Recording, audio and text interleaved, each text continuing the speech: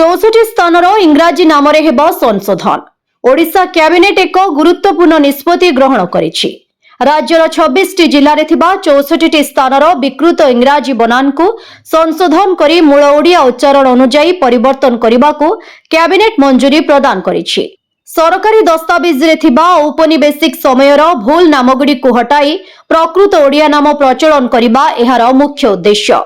एही निष्पत्ति पर एणिकी सरकारी स्तर में एयूएल कुआली एवं बालासुर को बालेश्वर भावे लेखा जिवो।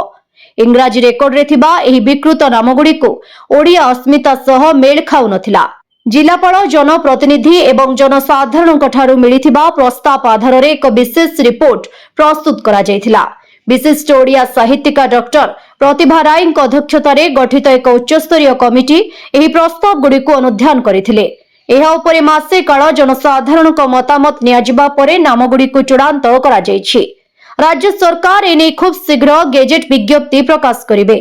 एहा सह केंद्र गृह मंत्रणालय, सर्वे ऑफ इंडिया, भारतीय रेलबाई, डाक विभाग एवं जनगणना कमिशन को भली केंद्रीय संस्था गुड़ी को सेमानंक रेकर्ड रे एही संशोधन करिबा पई अनुरोध करा जिवो।